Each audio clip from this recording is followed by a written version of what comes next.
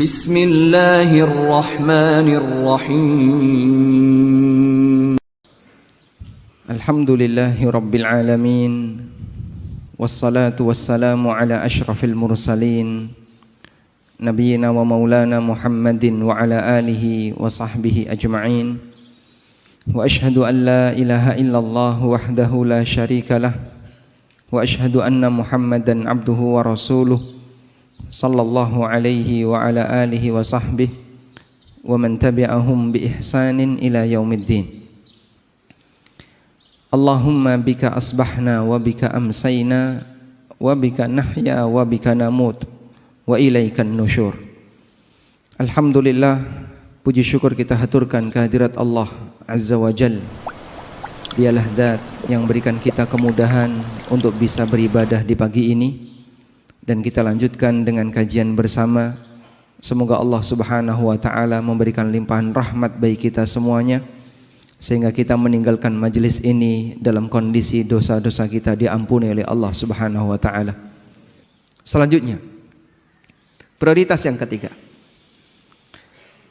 Bagi mereka yang sudah dalam posisi usia tua dan merasa ajalnya sudah dekat, maka perbanyak untuk membangun husnudzon kepada Allah.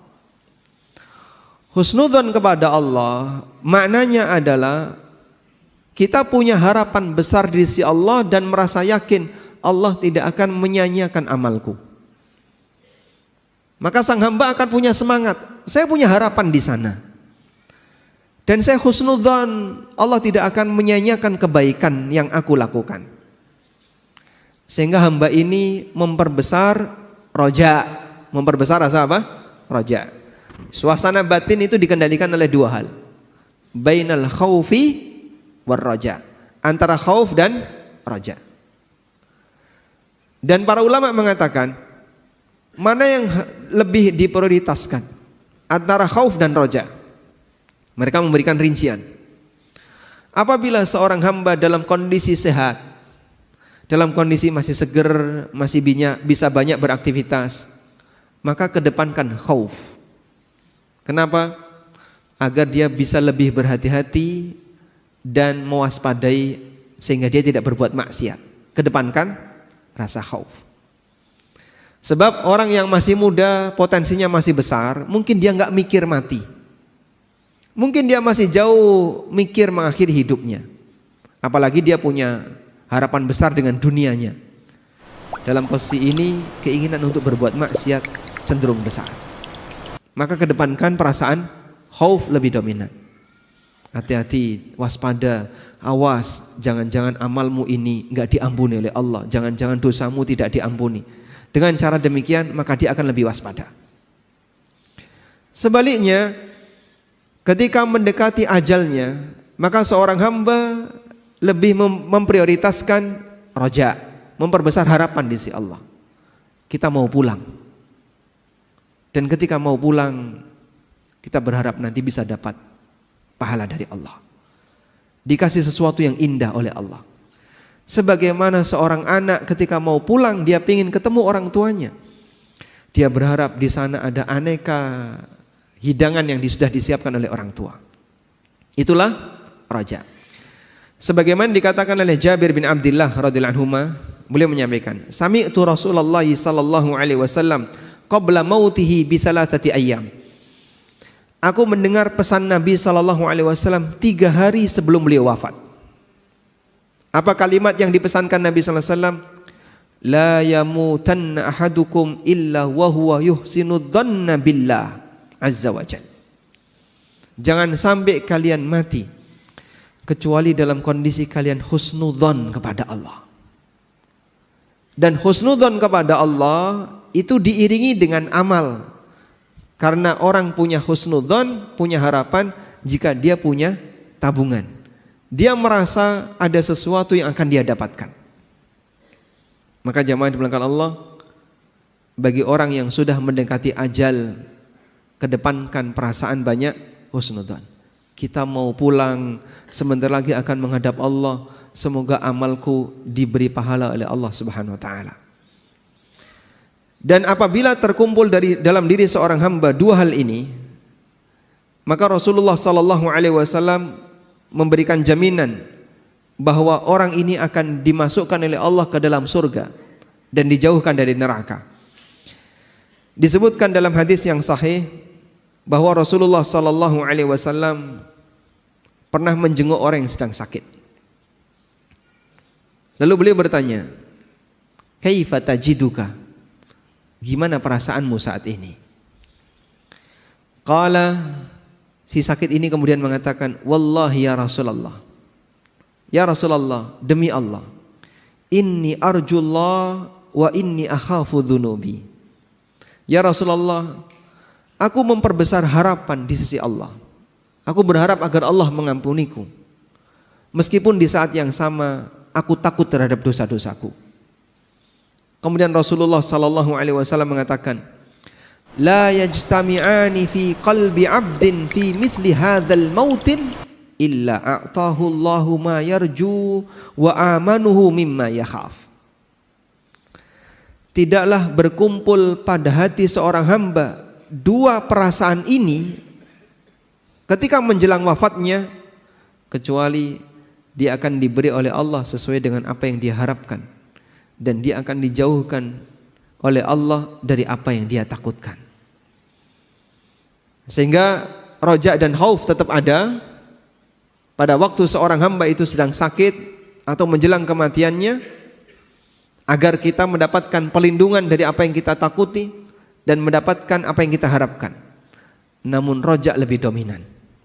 Posisi roja lebih dominan sebagai bentuk husnudzan kepada Allah Subhanahu wa taala. Selanjutnya jamaah bukan Allah, prioritas yang keempat. Pada waktu kita sudah merasa di penghujung usia, fokus untuk memperbaiki diri dan tidak banyak bersengketa dengan orang lain. Mulai cooling down. Yang barangkali dulu banyak gesekan dengan teman, banyak gesekan dengan tetangga, banyak gesekan dengan keluarga, banyak gesekan dengan anak, sekarang sudah mulai diturunkan. Ada waktunya bapak tidak harus jadi raja selamanya di keluarga. Ada waktunya ibu tidak harus jadi ratu selamanya ketika di keluarga. Barangkali ada di antara kita punya karakter pengen selalu menang sendiri, pengen selalu dihormati, pengen selalu berkuasa. Kalaupun tegang gak mau kalah. Mungkin dulu kita seperti itu. Sudah saatnya ini diturunkan. Karena kita mau menghadap Allah, mau berpulang, jangan sampai ada hak orang lain yang belum selesai dan masih meninggalkan sakit hati, sehingga itu bisa menjadi sumber musibah di hari kiamat. Sebagaimana yang dipesankan oleh Imam Asy-Syafi'i rahimahullah, orang yang paling banyak menderita ketika di hari kiamat adalah orang yang paling banyak punya masalah dengan masyarakat. Beliau mengatakan, bi'sazad ilal ma'ad al-udwanu alal ibad. Sejelek-jelek bekal menuju akhirat adalah permusuhan dengan masyarakat. Semakin banyak musuh dan dia pertahankan kondisi itu, buat apa? Pak, sudah di usia 70 tahun, masih pengen selalu menang sendiri, masih pengen ngotot ini, rebutan ini, tanah sak jengkal saja sampai direwangi padu. Buat apa, Pak? Bapak sudah gak bisa menikmati harta sebanyak itu, sehingga kadang memperjuangkan patok tanah, sampai berantem dengan tetangga, sampai ini. Itu semuanya mau ditinggalin. Ada yang rebutan hanya duit 200 ribu, 300 ribu, sampai harus ngotot-ngotot. Itu semuanya mau ditinggalin. Ngapain harus ngotot seperti itu? Sudah waktunya Pak mempersiapkan, kita mau pulang. Dan mungkin Bapak kalaupun menang gak bisa menikmatinya, karena barangkali itu akan kita tinggalkan yang menikmati orang lain. Anda yang capek, tapi orang lain yang menikmatinya. Sudah saatnya ketegangan seperti ini kita tinggalkan. Sehingga fokusnya adalah fokus, saya mau memperbaiki diri saya. Bukan malah mengajak debat, bahas politik rano pucuke gitu. Kamu pilih yang mana? Enggak akur dalam satu masjid gara-gara beda angka gitu. Yang satu nomornya A, yang satu nomornya B. Hanya gara-gara beda angka sampai tegang. Pak, enggak lihat usia, Pak. Dapat apa yang kayak gini? Tapi kadang ada orang yang dia enggak sadar memperjuangkan sesuatu yang dia enggak dapat apa-apa. Padahal bisa jadi itu meninggalkan suasana sakit hati, permusuhan dibawa mati. Dan sering demikian. Maka jamaah yang dimuliakan Allah, mulailah untuk kemudian mengembalikan ke riset nol. Saya ingin mati tanpa membawa kezaliman. Dan menjadi orang yang nol kezaliman luar biasa indahnya. Rasulullah sallallahu alaihi wasallam mengkondisikan seperti itu. Ada sebuah hadis yang diriwayatkan oleh Ad-Daruqutni, meskipun hadis ini dinilai dhaif oleh sebagian ulama. Rasulullah sallallahu alaihi wasallam ketika sakit di penghujung hayat beliau mengumumkan kepada para sahabat, ada enggak di antara kalian yang mungkin pernah saya pukul dan belum balas? Uqashah bin Mihsan angkat tangan. Saya ya Rasulullah. Baik, silahkan sekarang kisos, balas itu pukulan. Ya Rasulullah, waktu Anda memukul saya kena kulit. Karena saya waktu itu enggak pakai baju. Dan sahabat, Pak, kondisi mereka kadang terbuka dada itu biasa. Karena di waktu itu baju masyarakat seperti bajunya orang yang sedang ihram. Pakai sarung di bawah, lalu pakai kain di atas, sehingga kadang terbuka. Maka Nabi SAW ketika berdoa terlihat putihnya ketiak beliau, bukan karena sobek lengannya ya, tapi beliau memakai pakaian seperti orang ihram, sehingga saat diangkat dadanya kelihatan. Dan di masa itu seperti ini biasa, sebab kain waktu itu barang langka dan mahal harganya.